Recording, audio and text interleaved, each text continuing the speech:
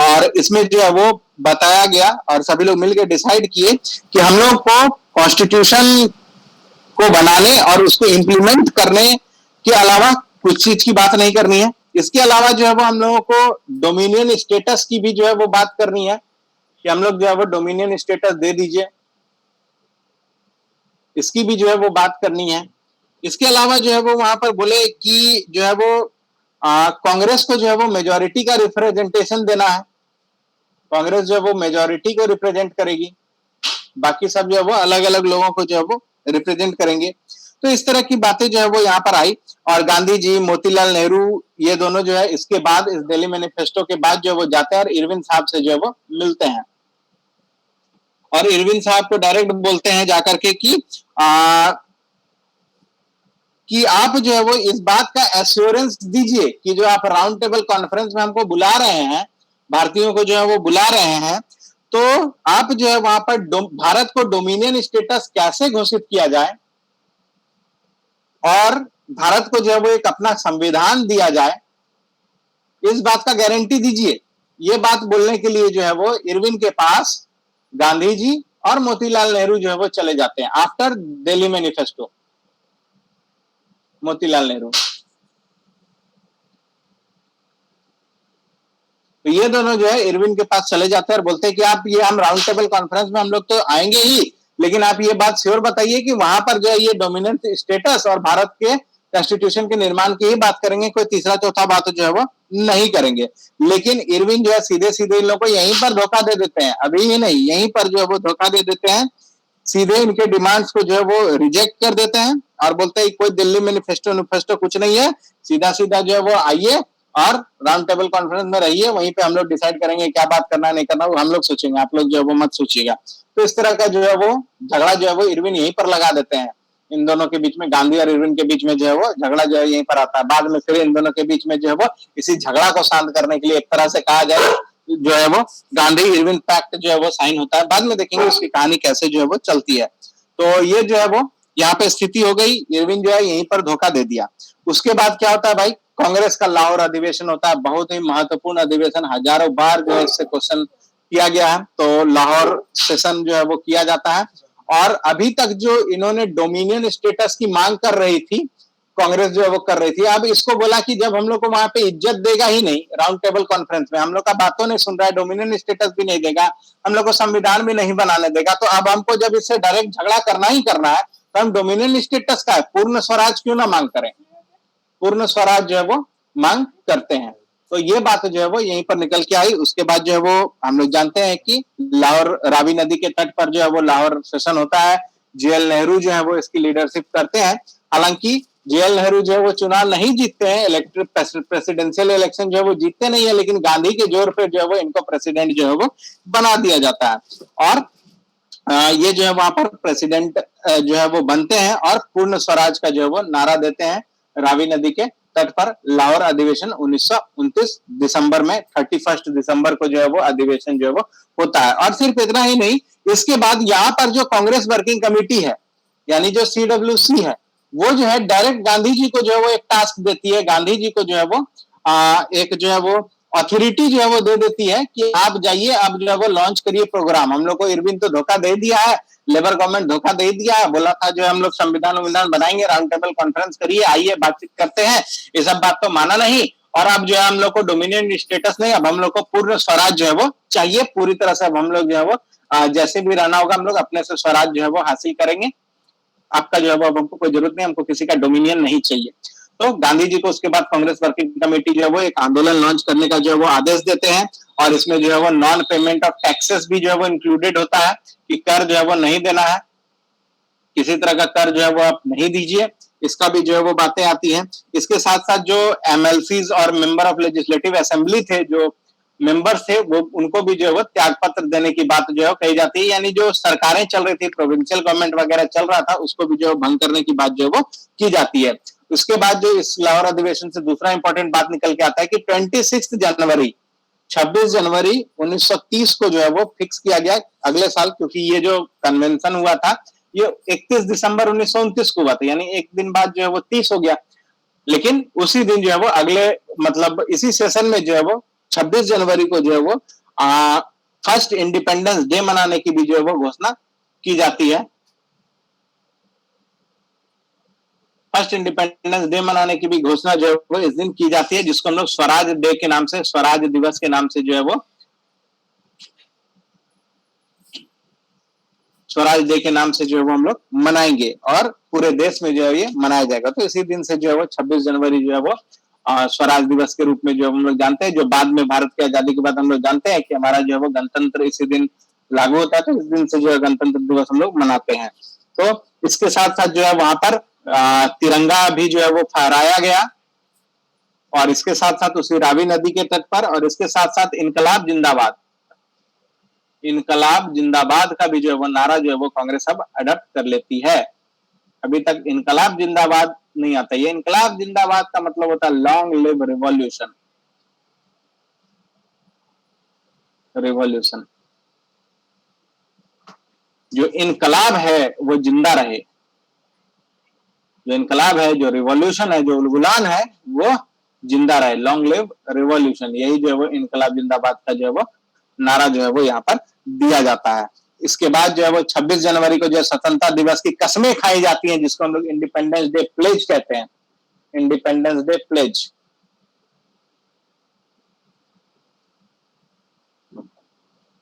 बहुत तरह का इसमें जो है वो कसम रहता है, और इस कसम में एक कसम ये भी रहता है कि हम लोग जब तक पूर्ण स्वराज नहीं हासिल कर लेंगे तब तक हम लोग चैन से नहीं बैठेंगे। तो यह भी जो है वो एक इंपॉर्टेंट कसम रहता है।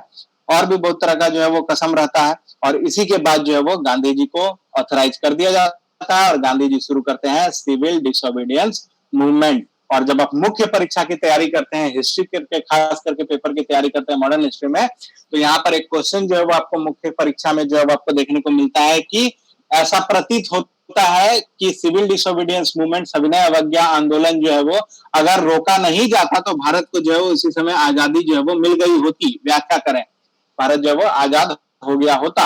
तो ऐसा जो है वो स्टेटमेंट वाला कुछ क्वेश्चन आपको कभी कभी जो है वो हिस्ट्री में देखने को मिल जाएगा। हालांकि जो ट्रेडिशनल दौर का क्वेश्चन रहता था, यूपी एमपी ये सब का प्रीवियस ईयर जब आप सॉल्व करिएगा तो आपको देखने को मिलेगा।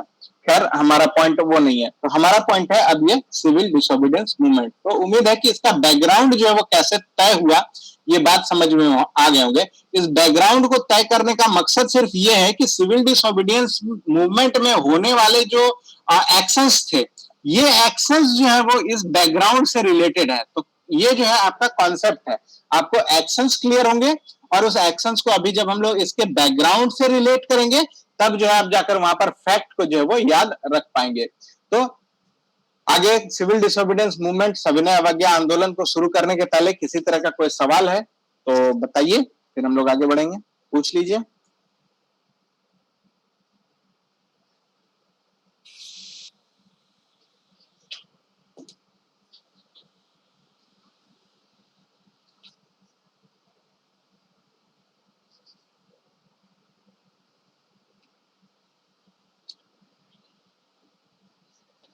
क्लियर है भाई यहाँ तक? और किन्हीं को कोई सवाल?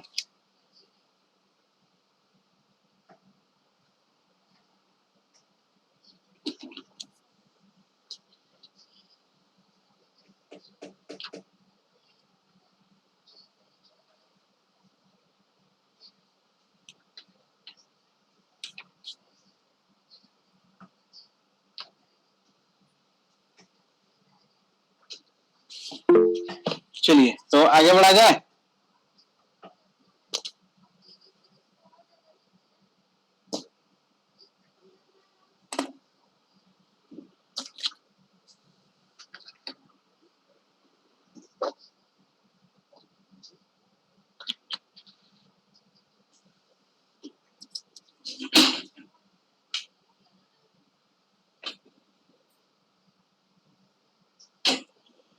तो सिविल डिसोबीडियंस मूवमेंट, जिसको हम लोग जो है वो सविनय अवज्ञा आंदोलन के नाम से जो है जानते हैं, ये जो है वो दो चरणों में जो है वो हम लोग को देखने को मिलता है। पहला चरण जो है वो 1930-31 और फिर बाद में 1932 से 34।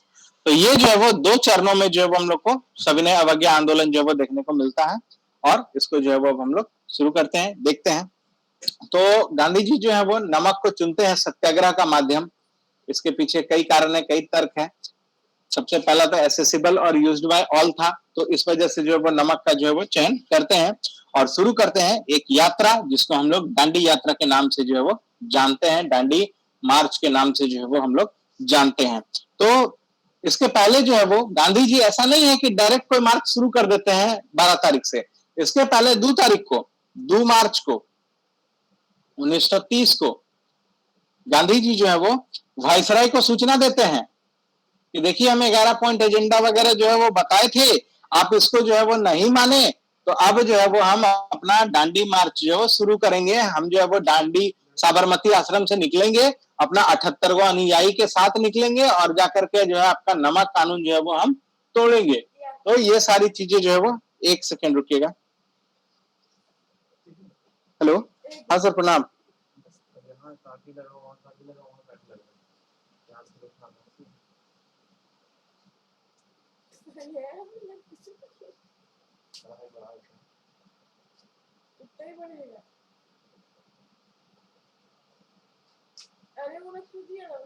ठीक, ठीक है सर, ओके। हाँ, जो है वो पहले ही सूचना जो है वो दे देते हैं कि हम जो है वो ऐसा ऐसा आंदोलन जो है वो शुरू करेंगे, इस तरह का जो है वो सॉल्ट मार्च जो है वो शुरू करेंगे। तो इसमें जो है वो कई विदेशी राइटर जो है इनका मजाक भी उड़ा देते हैं बहुत तरह का, और वो खैर अलग चीजें हैं। तो ये जो है वो हो जाता है, सूचना भी जो है वो दे देते हैं कि हम लोग जो है वो 78 मेंबर्स जो है वो ऐसा ऐसा मार्च जो है वो करेंगे, और ये सूचना जो है वो 2 तारीख को ही दे देते हैं। उसके बाद जो है 10 दिन के बाद 12 मार्च को जो है वो यात्रा जो है वो शुरू होती है, जो साबरमती आश्रम से शुरू करते हैं ये चलना।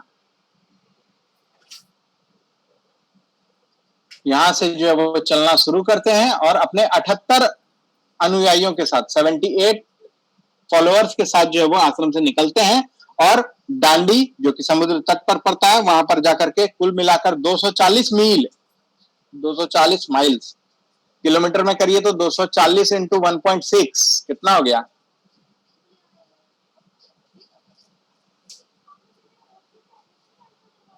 कितना हो गया? 240 इंटू 384 किलोमीटर।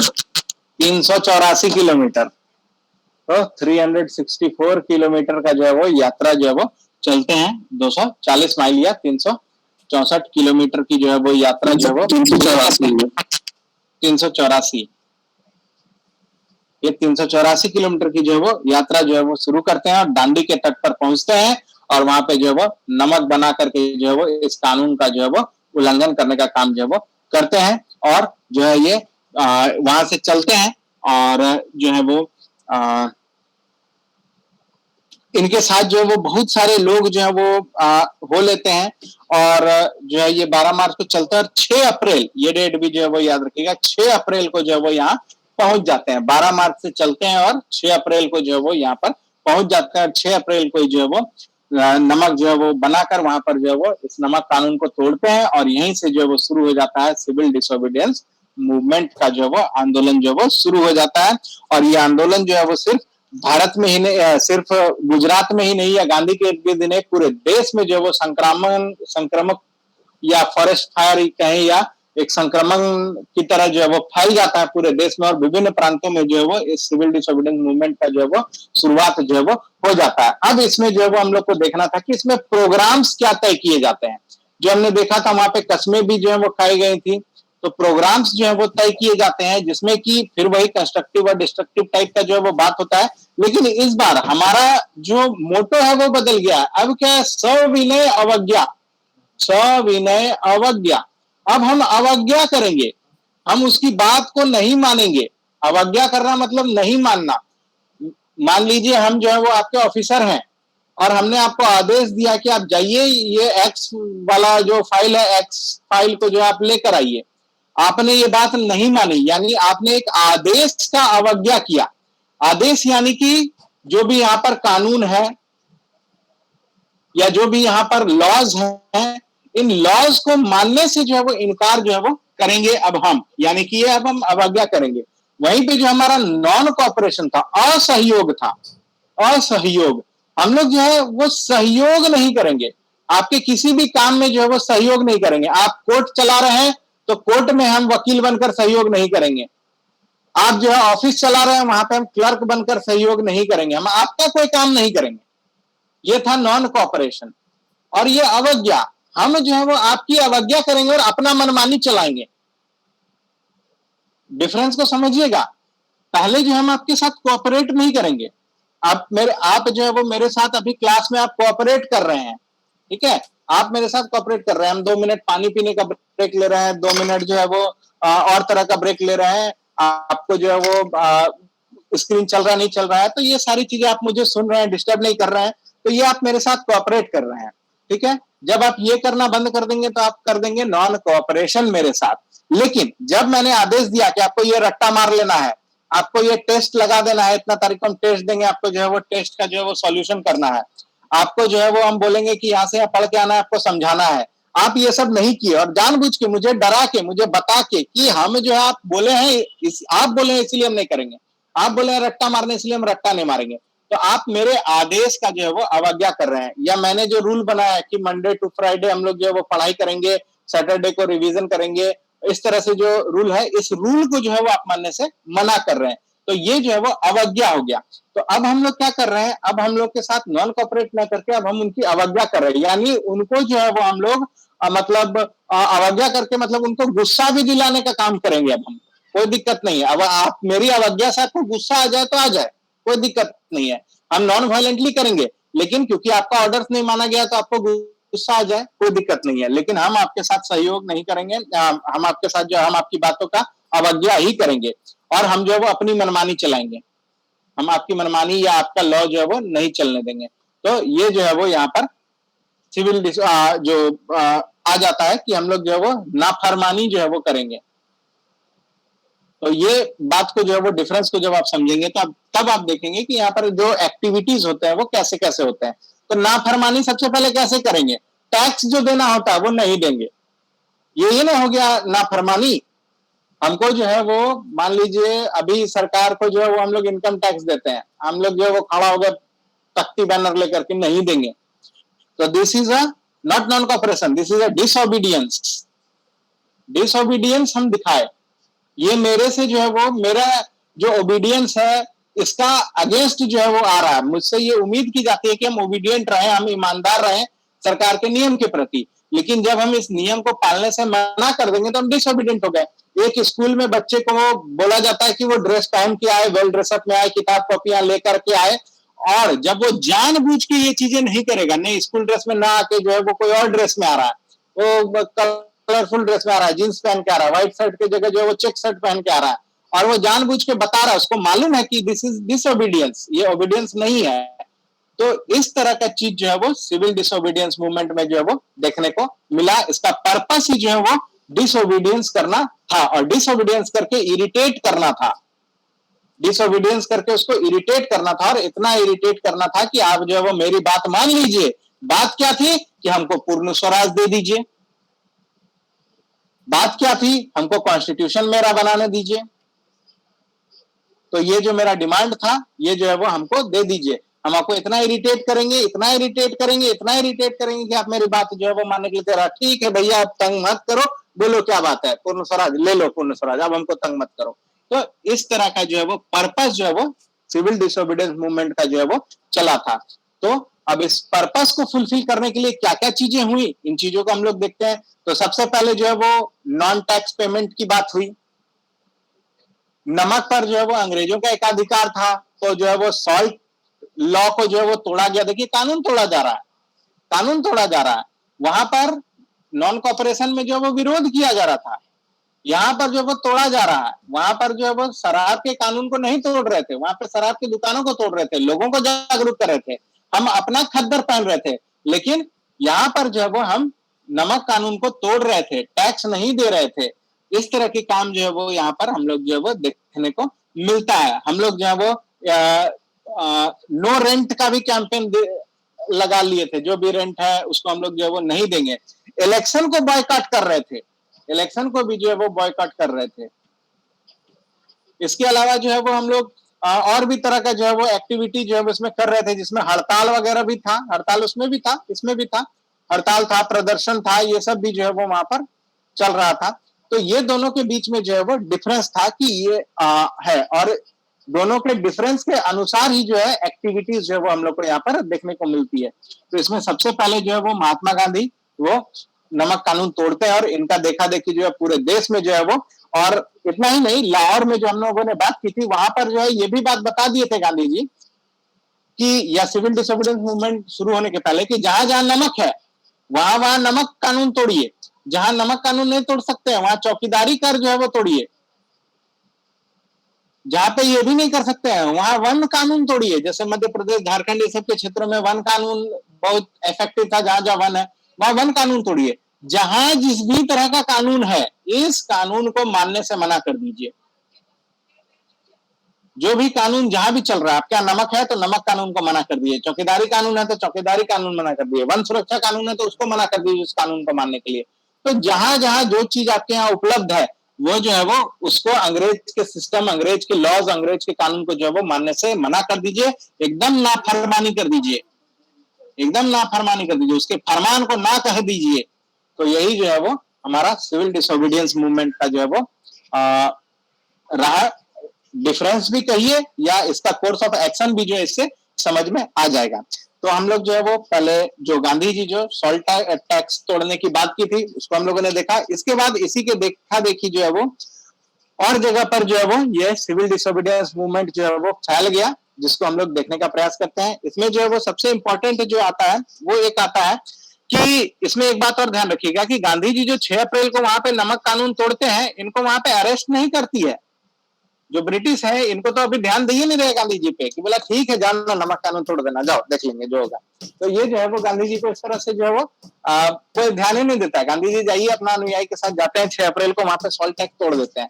गांधी जी देखते हैं तो कोई ध्यान ही नहीं दिया भाई, 300 विलेजर्स आ गया, 78 को मेरा अनुयायी है, 12 तारीख से लेकर के 6 तारीख तक पैदल चल दिए, इतना इतना काम हो गया, अंग्रेज जो है वो हमको भी भाव नहीं दे रहा है, मेरा 11 पॉइंट एजेंडा को भी नहीं माना, पहले भी धमकाए थे हम लोग पूर्ण स्वराज मांग रहे हैं वो भी नहीं माना। तो गांधी जी जो है वो बोले कि नहीं, अब जो है जल तो गया है लेकिन अब जले में नमक छिड़केंगे तब वो पड़पड़ाएगा, अभी पड़पड़ा नहीं रहा उसको। तो गांधी जी फिर धमकी दिए, बोले कि अगर तुम हमको अरेस्ट या कानून को तोड़ने के लिए जो हम लोग को सजा है वो नहीं दोगे तो हम धारसाना में जो सॉल्ट फैक्ट्री है वहां जाकर के जो है वो फिर तुम्हारा नमक कानून तोड़ेंगे। धरसाना जो है वो सॉल्ट वर्कर्स है उसको भी साथ ले लेंगे और यहाँ पर जो है वो हम सबसे ज्यादा अराजकता जो है वो फैला देंगे। तब अब देखा कि नहीं, अब गांधी जो है वो कुछ ज्यादा ही जो है वो अब कर रहे हैं, अब कुछ करना पड़ेगा। तो अब जो है वो ब्रिटिश सरकार जो है वो अब एक्शन लेना जो है वो शुरू करता है। इसी में जो है वो अप्रैल 1930 में सबसे पहले जवाहरलाल नेहरू को जो है वो अरेस्ट कर लिया जाता है। तो जवाहरलाल नेहरू को जो है वो अरेस्ट कर लिया जाता है। इसके बाद भी जो है वो गांधी जो है वो बहुत तरह का धमकी देते हैं कि वो जो है वो धारसाना में जाकर के जो है वो रेड कर देंगे और सॉल्ट टैक्स वगैरह जो है वो तोड़ देंगे, और उसके बाद जो प्रोटेस्ट होगा पूरे भारत में तो आपका संभालना मुश्किल हो जाएगा। तो ये सब तरह का धमकी जो है वो गांधी जो है ब्रिटिश को देते हैं। और गांधी जी हालांकि जब वो धरसाना उरसाना की ओर बढ़ते हैं तो उनको अरेस्ट किया जाता है, उसको हम लोग बाद में थोड़ा सा देखेंगे। तो अब ये जो हमारा सॉल्ट वाला कैंपेन है ये पूरे देश में जो है वो फैलता है। इसी तरह क्षेत्रवार देख लेते हैं। तमिलनाडु में जो है वो इसको लीड करते हैं सी राजगोपालाचारी। सी राजगोपालाचारी, ये प्रश्न खूब पूछा जाता है कि किस और या एरिया दे करके जो वो स्पेसिफिक पूछा जाता है कि वहां पर ये सॉल्ट मार्च या नमक कानून को तोड़ने का काम जो है वो किस व्यक्ति ने किया। तो सी राजगोपालाचारी जो है ये जो है वो तमिलनाडु में जो है वो करते हैं, और ये जो है वो इसी तरह का एक मार्च ऑर्गेनाइज करते हैं तिरुचिरापल्ली से। तिरुचिरापल्ली से जो है ये मार्च का ऑर्गेनाइज करते हैं वेदारण्यम तक। इसको हम लोग वेदारण्यम मार्च भी जो है वो जानते हैं के नाम से जो है वो जानते हैं। तो ये वेदारण्यम तक जो है वो सॉल्ट मार्च जो है वो शुरू करते हैं चक्रवर्ती राजगोपालाचारी, और वहां पर जो है वो नमक कानून जो काम जो है वो करते हैं। उसी तरह मालाबार क्षेत्र में अगर बात करें केरल साइड, तो मालाबार में जो है वो यहाँ पर के कलेप्पन ये जो है वो इसी तरह का जो है वो सत्याग्रह का आयोजन करते हैं, जिसको हम लोग वायाकॉम सत्याग्रह के नाम से जानते हैं। वायाकॉम वायाकॉम सत्याग्रह के नाम से जो है वो जानते हैं। के कलप्पन, तो ये जो है वो वायागम सत्याग्रह जो है वो मालाबार में जो है वो करते हैं और कालीकट के बीच पर जो है वो ये नमक कानून तोड़ने का जो है वो प्रयास करते हैं। तो इसमें याद रखिएगा के कलप्पन वायाकॉम सत्याग्रह मालाबार क्षेत्र में। उसके बाद जो अगर हम लोग बात करें आंध्र प्रदेश में, तो यहाँ पर जो है वो सीबी राम, SIBIRAM, ये सीबी राम जो है वो ऑर्गेनाइज किया जाता है। ये एक आर्मी स्टाइल का जो है वो समझ लीजिए कि इस्तेमाल करते हुए आर्मी लोग जो है जिस तरह के कैंप्स वगैरह जो लगाते हैं उस तरह का कैंप्स जो है वो लगा करके जो है वो वहां पर जो है वो मार्च आदि जो है वो ऑर्गेनाइज किया जाता है, जिसको सीबी राम जो वहां के स्थानीय भाषा में जो बोला जाता है। खास करके west Godavari district, Guntur district, ये सब में जो है वो ज्यादा होता है। और ये जो है वो जहां जहां ये सीबी राम लगाए गए, जो चीजें की गई, वहां पर जो है वो सॉल्ट तोड़ने का जो है वो एक समझ लीजिए कि हेडक्वार्टर टाइप का जो है वो इस्तेमाल जो है वो होने लगा पूरे आंध्र क्षेत्र में जो है वो किया गया था। यहीं से जो है जहां जहां वो अपना कैंप लगाए, इस आर्मी स्टाइल कैंप जो लगाए, तो ये जो है वो वही कैंप जो है वो उस इर्द गिर्द में नमक कानून या अन्य कानून को तोड़ने का सेंटर के रूप में जो है वो काम किया। और ये जो है वो आंध्र प्रदेश रीजन में जो है वो हुआ। वहीं पे अगर हम लोग उड़ीसा की बात करें, ओडिशा की अगर हम लोग बात करें, तो यहाँ पर गोपाल बंधु चौधरी ये गांधीवादी नेता थे। यही जो है वो यहाँ पर नमक सत्याग्रह को लीड करते हैं उड़ीसा में। इसको जो है वो उड़ीसा में जो है वो लीड करते हैं, खास करके बालासोर और कटक वाले क्षेत्र में जो है वो यहाँ पर लीड करते हैं। उसके बाद अगर हम लोग बात करें बिहार में, तो बिहार में भी जो है वो नमक कानून तोड़ने का जो है वो बहुत काम किया जाता है। बिहार में भी अगर हम लोग बात करें तो हमारा दो हिस्सा आ जाता है। बिहार में भी एक जो ट्रेडिशनल बिहार है, एक हमारा जो झारखंड वाला क्षेत्र है। तो बिहार में भी जो है वो पटना में होता है, जो कि नखस तालाब जो है वो, नखस तालाब, यहाँ पर जो है वो पटना में नमक कानून तोड़ने का जो है वो काम किया जाता है, नखस तालाब में। और ये जो है वो अंबिका कांत सिन्हा इनके द्वारा जो है वो किया जाता है बिहार में।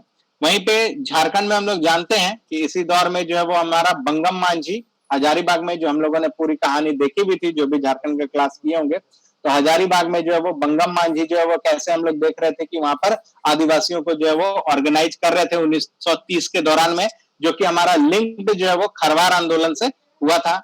हो सकता है आप लोगों को ध्यान आ गया होगा कि खरवार आंदोलन के अगले फेज में जो है वो बंगम मांझी कैसे जो है वो लीड करते हैं। और ये जो है वो फिर बाद में इसी दौर में जो है वो जो यहाँ पर आंदोलन होता है हजारीबाग में, जिसके पीछे जो है वो छोटा नागपुर केसरी, रामनारायण सिंह और केवी सहाय, कृष्ण वल्लभ सहाय, इन लोगों की बुद्धि काम कर रही होती है, जो स्टेटमेंट हम लोगों ने देखा था। और जो है वो लीड जो है वो बंगम मांझी कर रहे होते हैं। यहीं पर हम लोग जानते हैं कि बंगम मांझी जो है वो रात्रि सभा आदि का भी जो है वो आयोजन कराते थे। इस सभा में जो है हम लोग जानते हैं कि सरदार पटेल जैसे नेता भी जो है वो आए थे, राजेंद्र प्रसाद जैसे नेता भी जो है वो आए थे। बाद में बंगम मांझी को जो है अरेस्ट कर लिया गया था गैर कानूनी गतिविधियों के आरोप में। तो ये कहानी हम लोग जो है वो ऑलरेडी देख चुके हैं। तो बिहार झारखंड में जो है ये दो क्षेत्र के लोग जो है वो बहुत फेमस हुए, एक तो अंबिका कांत सिन्हा पटना और दूसरा जो है वो हमारा बंगम मांझी जो हजारीबाग है। बाकी यहाँ पे हम लोग जानते हैं कि खंजांची तालाब में कृष्ण वल्लभ सहाय भी जो है वो नमक कानून तोड़ने का काम जो है वो करते हैं। उसी तरह जो है वो पलामू में भी जो है वो नमक ला करके जो है वो बांटने का जो है वो काम किया जाता है। तो ये सब चीजें जो है वो होती हैं, जो हम लोग झारखंड स्पेसिफिक सेक्शन जब हम लोग पढ़ रहे थे तो वहां पे हम लोग बहुत विस्तार से इन चीजों को देखे थे। बिहार के बाद हम लोग इंपॉर्टेंटली अगर बात करें तो बंगाल, तो बंगाल में इस समय जो है वो दो तरह की स्थिति थी। दो तरह की स्थिति ये थी कि यहाँ पर इस दौर में सुभाष चंद्र बोस का जो है वो बहुत उदय हो रहा था। बहुत जो है वो ये अब इनकी गतिविधियां जो है वो साधारण नहीं रह गई थी। अब ये जो है मास के लीडर के रूप में जो है वो आ रहे थे। बंगाल का इंटेलिजेंसिया इनको जो है वो देख रहा था। और एक जो है वो लीडरशिप विहीन बंगाली इंटेलिजेंसिया था, ये लीडरशिप विहीन था उस दौर में, जो है नो लीडरशिप था इनके पास। जो ये बंगाल मास था और ये मास एडुकेटेड मास था। तो बंगाल में जो है वो दो तरह का इस दौर में चीज जो है वो देखने को मिला। एक धड़ा जो सुभाष चंद्र बोस और इनके जो है वो समझ लीजिए कि थोड़ा हाई टेम्परामेंट वाला जो राजनीति है उस पे जो है वो इन्वॉल्व था, और दूसरा एक मास जो एडुकेटेड मास था जो गांधी कांग्रेस इनके मेथड्स में जो है वो बिलीव कर रहा था। तो हो क्या रहा था कि सुभाष चंद्र बोस इसी दौर में जो है वो, अगर हम लोग देखें तो कलकत्ता कॉर्पोरेशन का जो है वो इलेक्शन जो है वो चल रहा था, और उसी में जो वो जीत आदि हासिल करते हैं, और वो उस तरफ जो है वो अपना काम जो है वो डेडिकेट जो है वो कर रहे थे। और जो भद्रलोक जिनको हम लोग कहते हैं कलकत्ता के, वो जो है वो रूरल मासेस से जो है वो, ग्रामीण मास से जो है वो थोड़ा सा डिटैच जो है वो इस आंदोलन के दौरान जो है वो नजर आ रहे थे। लेकिन जो एडुकेटेड मास था वो गांधी जी के साथ था, वो जो जो कर सक रहा था, आंदोलन, स्ट्राइक, हड़ताल, ये सब जो है वो अपना कर रहा था कुछ, लेकिन विशेष लीडरशिप जो है यहाँ पर देखने को नहीं मिल रही थी। इसी बीच जो है वो चटगांव में सूर्यसेन जो है वो, हम लोग जानते हैं कि एक आर्मरी रेड भी जो है वो करते हैं, सूर्यसेन मास्टरदा जिनको कहा जाता है। तो ये मास्टरदा भी जो है वो आर्मरी रेड जो है वो करते हैं, इनके साथ कुछ महिलाएं आदि भी जो है वो शामिल रहती हैं। तो ये सब चीजें जो है वो यहाँ पर चलती हैं, जिसको कि ये एक्टिविटीज जो है वो बंगाल में चल रही होती हैं। वहीं पर बंगाल से सटे असम में भी यहाँ पर एक्टिविटीज जो है वो बहुत कुछ क्लियर कट जो है वो नहीं होती है। इसी बीच जो है वो बंगाल और असम के क्षेत्र में एक जो है वो कर्निंघम सर्कुलर जो है वो जारी कर दिया गया था, कर्निंघम सर्कुलर। तो कर्निंघम सर्कुलर जो है वो क्या था कि इसमें जो है वो कह दिया गया था कि स्टूडेंट्स जो है वो इस आंदोलन से, गांधी के सिविल डिसोबीडियंस मूवमेंट से जो है वो दूर रहेंगे, नहीं तो इनको जो है वो कॉलेज से निकाल दिया जाएगा, आदि आदि तरह का जो है वो बात कहा गया था। तो ये कर्निंघम सर्कुलर के अगेंस्ट में भी जो है वो कलकत्ता के यूथ लोग जो है वो रैली कर रहे थे। तो ये भी जो है वो यहाँ पर देखने को मिला था, और इसके साथ साथ असम में भी जो है वो इसके अगेंस्ट में जो है वो रैली देखने को हम लोग को मिला था। इसके बाद असम में जो है वो सिचुएशन थोड़ा सा अलग था। वहां पे असमीज वर्सेस बंगालीज का एक कन्फ्लिक्ट चल रहा था, हिंदू मुस्लिम का कन्फ्लिक्ट भी था। तो ये जो है वो एक अलग तरह का टेंशन जो है इस दौर में असम में जो है वो चल रहा था। इसके साथ साथ जो है वो बंगाल और असम वाले क्षेत्र में जो है कर्निंघम सर्कुलर भी ला दिया गया था, इसका भी जो है वो प्रोटेस्ट चल रहा था स्टूडेंट के द्वारा। तो इस तरह की चीजें जो है वहां पे चल रही थी। लेकिन इन सब के बीच में जो है वो चंद्रप्रभा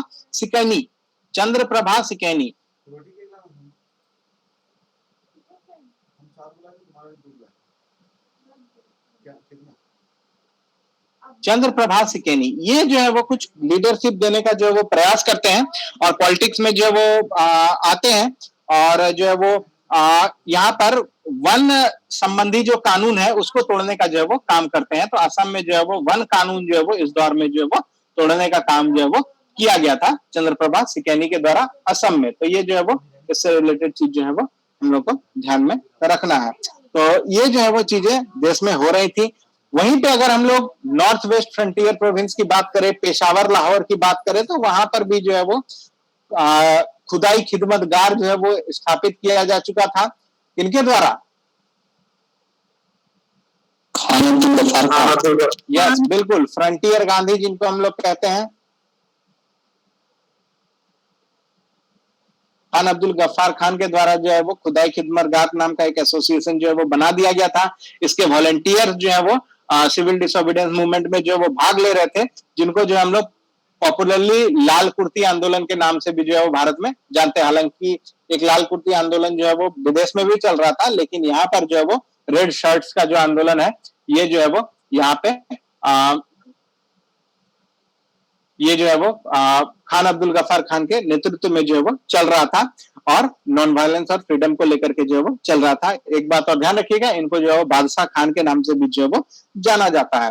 और इसी दौरान इन्होंने, खान अब्दुल गफ्फार खान साहब ने जो है वो एक पॉलिटिकल मासिक पत्रिका जो है वो निकाली थी, जिसका नाम था पख्तून। ये पख्तून पत्रिका जो है वो निकालते थे। ये मासिक पत्रिका था, मासिक मैगजीन था, और ये जो है वो खान अब्दुल गफ्फार खान के द्वारा जो है वो निकाला गया था, पख्तून, इसी दौर में। तो इस तरह की चीजें जो है वो होती हैं। बाकी एक और बात मैंने शुरू में बताया था कि गांधी को जो है वहां पे 6 अप्रैल को जो है वो अरेस्ट नहीं किया गया था। तो गांधी जी थोड़ा सा शॉक्ड हुए थे, भाई कि हमको अरेस्ट क्या नहीं कर रहा है, इतना सॉल्ट क्लाउड को तोड़ दिए। तो फिर वो धमकी दिए थे कि धरसाना में हम जाके जो है वो करेंगे आंदोलन। तो ये धरसाना में जो है, ये गांधी जी तो जाते नहीं है, इनको अरेस्ट कर लिया जाता है। तो ये धरसाना में जो है वो सरोजिनी नायडू जो है वो अपने अनुयायियों के साथ जो है वो सॉल्ट लॉ ब्रेक करने का जो है वो काम कर रही थी। और गांधी का जो अनफिनिश्ड टास्क है, ये बार बार कहती थी कि गांधी का जो अनफिनिश्ड टास्क है, गांधी जी ने जो कहा था कि अब हम धरसाना में जाके जो है वो आंदोलन करेंगे, नमक कानून तोड़ेंगे, उसका अनफिनिश्ड टास्क को जो हम पूरा कर रहे हैं। और गांधी जी को इसी बीच जो है वो जेल कर दिया गया था। तो सरोजिनी नायडू ने जो है वो बहुत फेमस एक कोटेशन दिया था कि गांधी का शरीर जो है वो भले ही जेल में है, लेकिन उनकी आत्मा जो है वो आपके साथ है। तो इस तरह का स्टेटमेंट जो है वो सरोजिनी नायडू जो है वो देती हैं, और इस तरह की चीजें जो है वो पूरे देश में जो है वो चलती रहती हैं। तो ये जो हुआ कि नमक कानून से रिलेटेड मोस्टली कहां पे जो है वो चीजें चल रही थी। उसके बाद उत्तर प्रदेश की अगर हम लोग बात करें, यूनाइटेड प्रोविंस की हम लोग बात करें, तो वहां पर जो वो नो रेंट कैंपेन जो है वो चल रहा था। नो रेंट कैंपेन, वहां पर जो कर नहीं देने का जो है वो कैंपेन जो है वो चल रहा था, no rent campaign Uttar Pradesh में। इसके अलावा जो है अगर हम लोग बात करें तो महाराष्ट्र में भी जो है वो फॉरेस्ट लॉ तोड़ने की बात जो है वो की जा रही थी, वन कानून को जो है वो तोड़ा जा रहा था। तो यहाँ पर जो है वो महाराष्ट्र में इस तरह की चीजें जो है वो हो रही थी। इसके बाद एक और स्ट्राइकिंग चीज आता है मणिपुर और नागालैंड। यहाँ पर जो है वो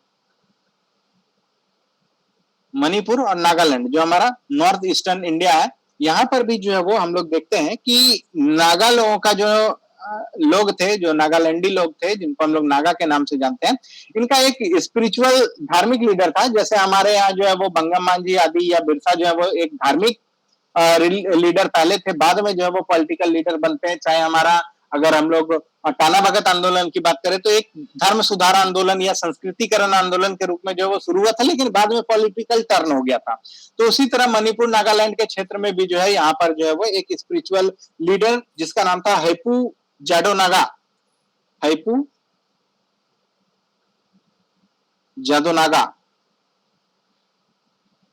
तो ये जो है एक स्पिरिचुअल लीडर की तरह जो है वो वहां पर काम कर रहे थे, और गांधी के आंदोलन से भी जो है वो बाद में जो है वो अपने आंदोलन को जो है वो जोड़ दिए थे। तो ये हैपू जादोनागा का जो एक्टिविटी था, इसको अंग्रेज लोग जो है वो बहुत बोला कि नहीं गड़बड़ एक्टिविटी, और इसको जो है वो फांसी लटका दिया, फांसी जो है वो दे दिया इसको बीच चौराहे पर जो है वो। इसके बाद इसकी एक जो है कजन थी जिनका नाम था रानी गिडालियो।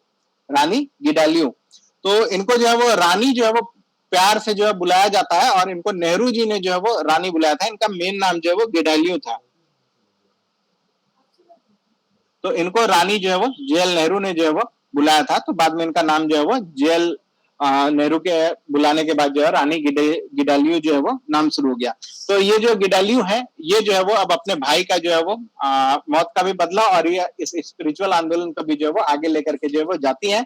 और अंग्रेज को ये भी जो है वो नागवारा रहता है कि भाई ऐसे कैसे, तो इनको भी जो है वो अरेस्ट कर लिया जाता है। हालांकि ये बहुत छुपने छुपाने में जो है बहुत सफलता पाती है रानी गिडालियो, बहुत बहादुरी से लगती है। और उस वक्त मात्र 13 साल की थी, मात्र 13 ईयर्स की थी जब ये अंग्रेजों के विरुद्ध जो है वो आंदोलन में कूद पड़ती हैं। तो ये रानी गिडालियो जो है वो आगे जो है वो अपना आंदोलन जो है वो आगे बढ़ाती हैं। बाद में इनको जो है वो कैप्चर करके जेल में जो है वो डाल दिया जाता है। बाद में जब अंतरिम सरकार बनती है, इंटरिम गवर्नमेंट बनती है 1946 में, तब इनको जो है वो नेहरू जी जो है वो आजाद जो है वो कर देते हैं, और रानी की उपाधि भी जो है वो इनको उसी समय जो है वो देते हैं। इस समय ये तूरा जेल से जो है वो इनको रिलीज कर दिया जाता है। तो ये जो है वो यहाँ पर इस तरह की चीजें जो है यहाँ पर होती हैं। ये रानी गिडालियो से संबंधित प्रश्न भी जो है वो कई बार पूछा गया है। इसके अलावा जो है वो बहुत तरह का आंदोलन और जो है वो इस दौर में चलता है, जिसमें कि मंजरी सेना, बानर सेना, मैजिक लालटेन,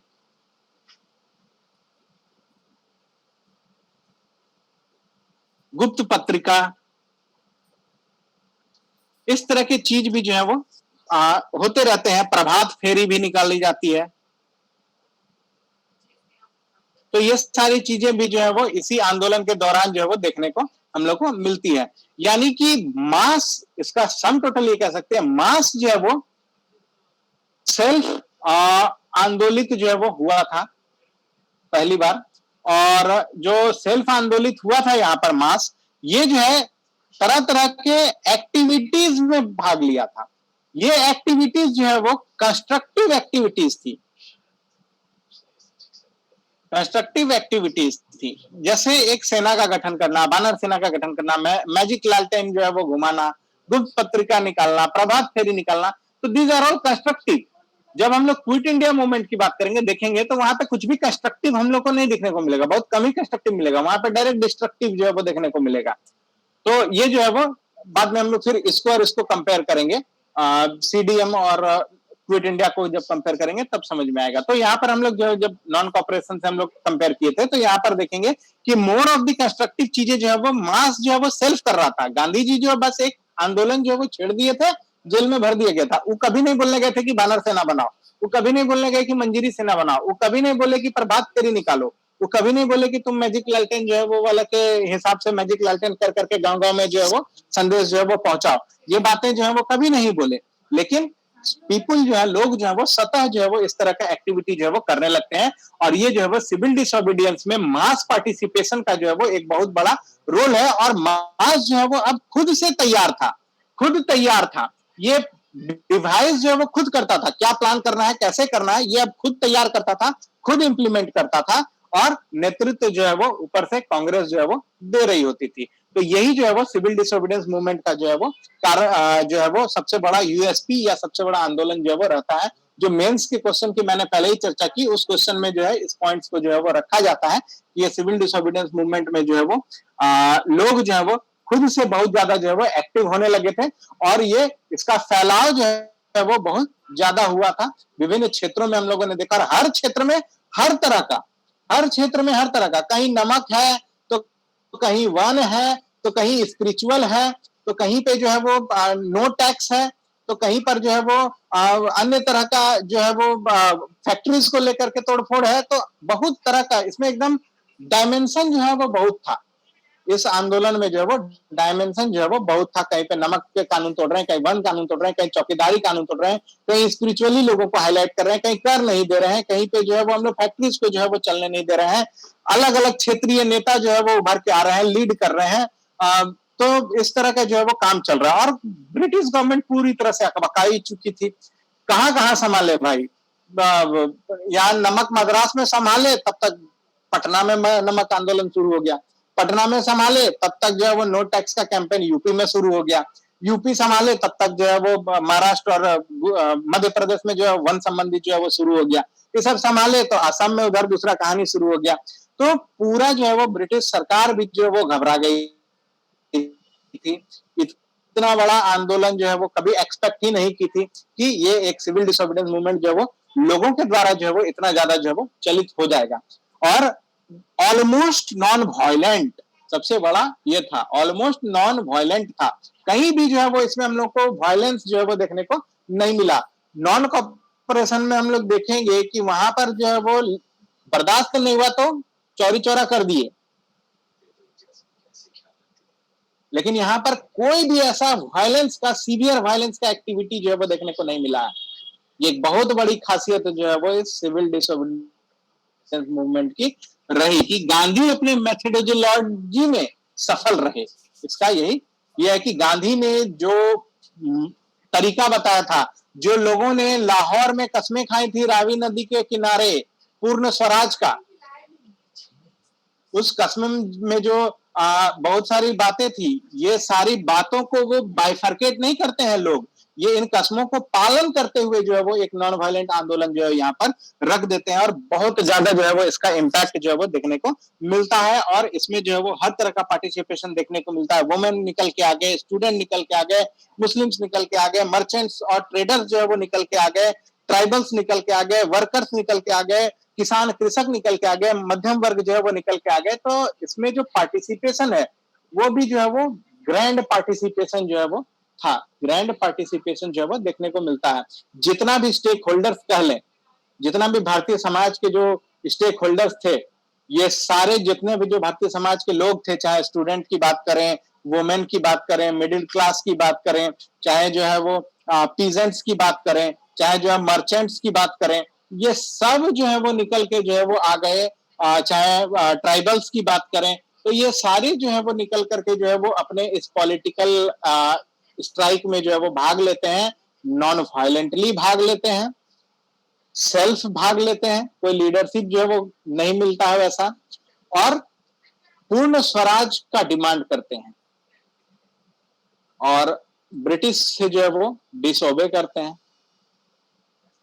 अब पूरी की पूरी मशीनरी जो है वो ब्रिटिश की जो है वो डिसओबेड हो जा रही है, कोई कानून नहीं मान रहा है, तो कितनी बड़ी अराजक की स्थिति जो है वो आ जाएगी। तो यही स्थिति जो है वो यहाँ पर आ गया। और सरोजिनी नायडू का स्टेटमेंट इस बात को बताने के लिए काफी है कि गांधी का जो है शरीर जो है वो जेल में है, लेकिन उनकी आत्मा जो है वो आपके साथ है। ये लोगों को इंस्पायर करने के लिए जो है वो बहुत बड़ा जो है वो आया। और इसके साथ साथ जो है इलेक्शन को भी बाइकआउट किया गया था, असेंबली इलेक्शन को भी जो है वो बाइकआउट किया गया। और बाकी जो प्रोग्राम है, स्कूल नहीं जाना, कॉलेज का बाइफरकेट करना, जो है वो आपका कोर्ट का बहिष्कार करना, ये सब है। शराब का जो है वो बंदी करना, विदेशी वस्त्रों को होली जलाना, ये सब एकदम कॉमन फीचर है, कहीं भी जो है वो ये देखने को मिलता है। लेकिन इसमें ये सिविल डिसोबीडियंस मूवमेंट में जो है वो ये इतना तरह का जो है वो चीजें जो है वो देखने को मिलता है। और ये जो है वो बहुत ज्यादा प्रभावी आंदोलन जो है वो देखने को मिलता है। और उसके बाद जो है वो गवर्नमेंट भी जो है वो इसमें उसी तरह से जो है वो रिस्पॉन्स देती है। गवर्नमेंट भी जो है बहुत हेवी हैंड से डील करती है, बहुत हेवी हैंड से, बहुत जो है वो तोड़ फोड़ मारकटाई सब जो है वो शुरू कर देती है। और जो है वो बहुत हेवी एक्शन जो है वो लेना शुरू कर देती है।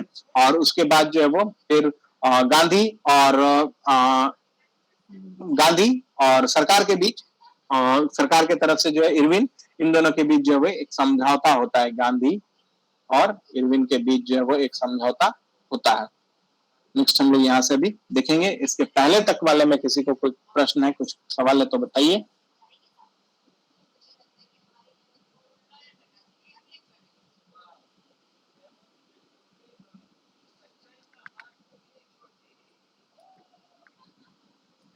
जो स्टेट्समैन प्रचार है वो व्यंग करता है कि गांधी महोदय जो है वो दांडी जाकर या समुद्र तल जल को जो है वो तब तक जो है वो उबाल सकते हैं जब तक कि डोमिनियन स्टेटस नहीं मिल जाता, उतना दिन तक आप जो है वो करिए। उसी तरह जो है वो एक और राइटर जो है वो खिल्ली उड़ाते हैं कि क्या एक सम्राट को एक केटली में पानी उबालने से हराया जा सकता है। तो इस तरह का भी जो है वो कमेंट जो है वो गांधी पे पास किया जाता था। और भाई हमारे गांधी जी, इनको तो आप गाली भी दीजिए तो हंस के सुन लेंगे, ठीक है भैया काहे गाली दे रहे हो, अच्छा दे लो, संतुष्टि मिलता है तो दे लो। तो ये तो ऐसे आदमी थे। तो गांधी जी जो इन सब चीजों पे रिस्पांस करते नहीं है और वो अपना काम जो है वो करते हैं और इतना बड़ा सिविल डिसोबीडियंस मूवमेंट जो है वो चला देते हैं। 2 साल तक भारतीय मास जो है वो एक मूवमेंट आंदोलनरत रहता है, आंदोलनरत रहता है। फिर बाद में भी हो जाता है 2 साल के बाद, राउंड टेबल कॉन्फ्रेंस के बाद। तो भारत जो है वो पूरा का पूरा भारत जो है अगर 2 साल तक कंटिन्यू आंदोलनरत रहे तो समझिए क्या स्थिति जो है वो हो सकती है, या स्थितियां जो है वो कितनी बिगड़ सकती हैं। और पूरे देश में east west north south centre हर जगह जो है वो इस तरह का आंदोलन जो है वो हम लोग को देखने को मिलता है। तो ये सविनय अवज्ञा आंदोलन जो है वो अपने तरफ से जो है वो होता है। यहां तक में और किन्हीं का कोई सवाल है तो बोलिए।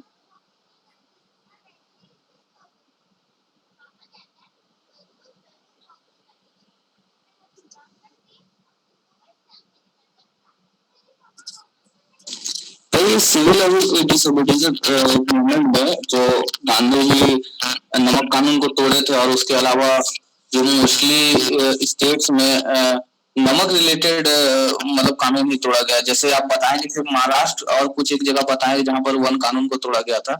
तो मोस्टली जगह पर नमक कानून को तोड़ना कैसे संभव हुआ, क्योंकि हर जगह तो मतलब ऐसा कोस्टल एरियाज था नहीं।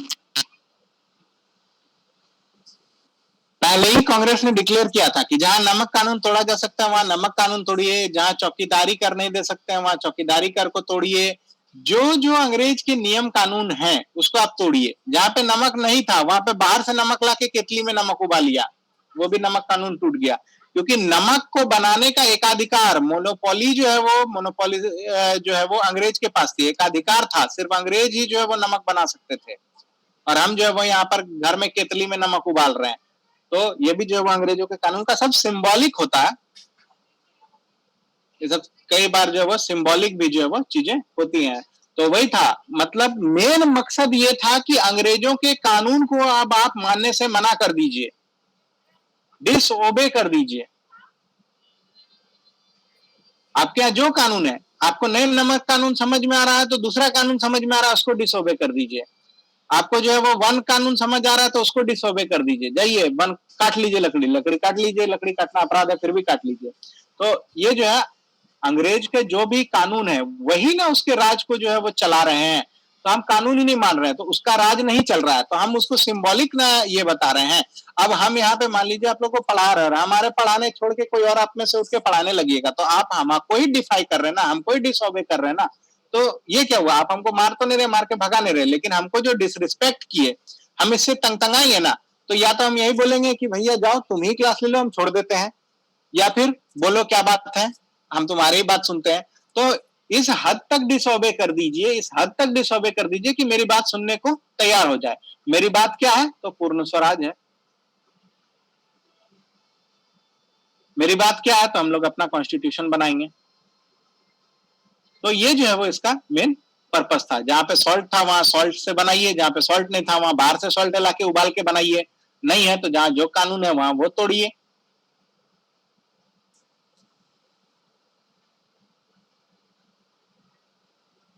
जैसे झारखंड में ही कृष्ण वल्लभ सहाय जो खजांची तालाब पर जो है वो नमक कानून बनाते हैं, वो क्या करते हैं वहां पे नमक उबाल देते हैं, हो गया नमक कानून, तोड़ दिए।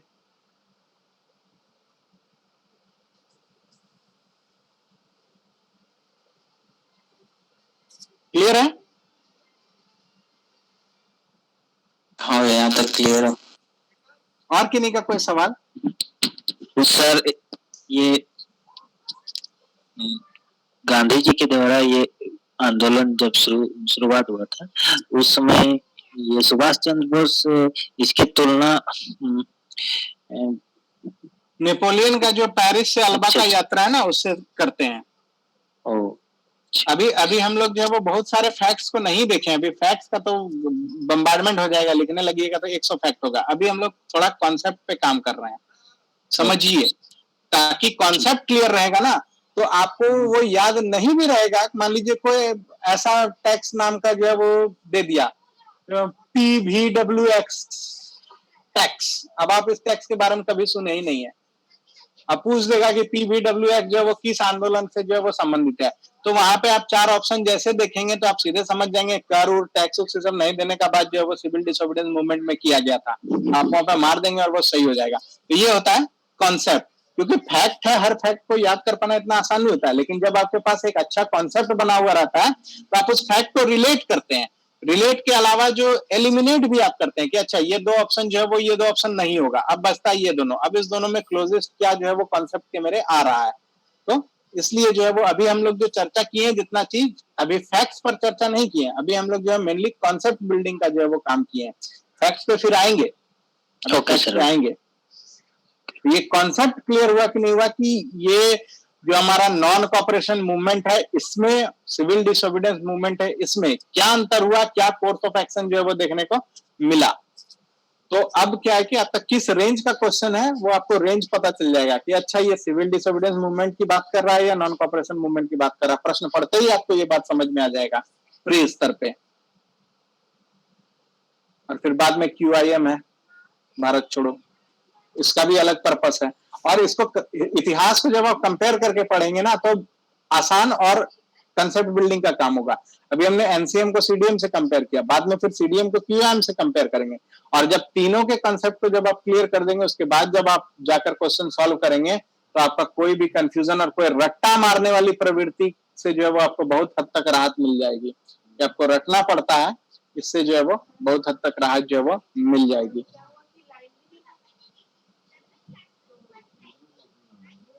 और किन्हीं का कोई सवाल? आएंगे हम लोग फैक्ट्स पे आएंगे, अभी बहुत फैक्ट्स है, फैक्ट्स का तो भरमार है।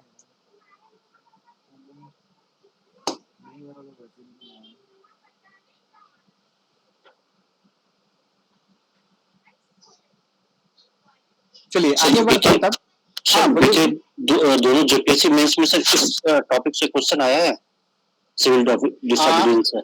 पिछले मेंस में तो आया था, सिविल डिसोबीडियंस ने पूरा गांधी का रोल से ही जो है वो आया था, लेकिन बीपीएससी में जब आप हिस्ट्री का पेपर देखेंगे तो यहाँ पे क्वेश्चन रहता है झारखंड बिहार से अटैच करते हुए क्वेश्चन रहता है। ओके, यानी डायरेक्टली कई बार इनडायरेक्टली भी आता है। हाँ, इनडायरेक्टली भी आता है। इनडायरेक्टली जनरली जो क्वेश्चन आता है ना, स्टेटमेंट बेस्ड क्वेश्चन आता है। जब आप क्वेश्चन बैंक देखिएगा तो आप देखिएगा कि स्टेटमेंट बेस्ड क्वेश्चन आता है। जैसे मैंने पहले ही बताया था कि सिविल डिसोबीडियंस मूवमेंट जो है वो अगर कंटिन्यू हुआ होता तो जो है वो भारत को आजादी उसी समय 1930-32 में ही जो है वो मिल गई होती। सहमत, कितना सहमत, कैसे, नहीं, विवेचना करें, व्याख्या करें, इस तरह से जो है प्रश्न रहता है। तो यहाँ पर इस तरह का प्रश्न जब आप कॉन्सेप्ट के साथ रखेंगे तो आएगा। हालांकि इसमें अभी बहुत सारे फैक्ट्स हैं, मेंस के लिए तो खैर अलग ही होता है। अभी बहुत सारे फैक्ट्स नहीं, बहुत सारे कोर एलिमेंट्स हैं जिनको जो है वो जानिएगा, तब जो है वो और बेहतर तरीके से ये बात बता पाइएगा कि हाँ या ना आप डिसाइड कर पाइएगा। तो अभी जो है वो हम लोग उस चीज में नहीं जा रहे हैं। अभी बहुत सारे फिर राइटर्स के व्यूज जो है वो देखेंगे, कुछ क्रिटिकल अप्रेजल देखेंगे कि कैसे इसको जो है लिया, कुछ ने आड़े हाथों लिया तो कुछ ने स्वागत किया। तो बहुत तरह की चीजें हैं और जितना ज्ञान आप जो है वो अध्ययन करेंगे उसकी चीजें होती है। हम लोग अभी थोड़ा सा रिस्ट्रिक्टेड डोमेन में जो है वो काम कर रहे हैं।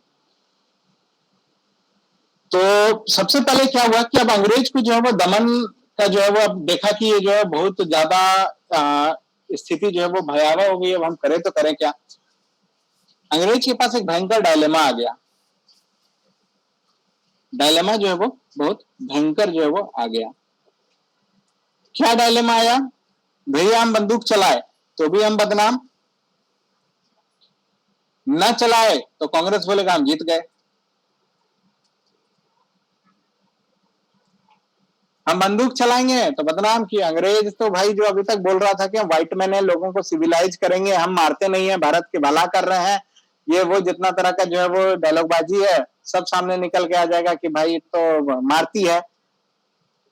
अगर हम लोग जो है कुछ नहीं किए, अपने से इसको ठंडा होने दिए, कांग्रेस बोले हम जीत गए, हम जीत गए, कांग्रेस के लिए विक्ट्री है, ब्रिटिश नहीं सके, पब्लिक का मोरल जो है वो बहुत ज्यादा बढ़ जाएगा। तो यानी कि जो डायलेमा आया, damn you do and damn you don't, जो फ्रेज है, तो दोनों तरह से जो आप मार खाइएगा, चित भी मेरी पट भी मेरी। ये जो है वो कांग्रेस जो है यहाँ पर एक तरह से समझिए कि मॉरल विक्ट्री जो अपना स्थापित कर लिया।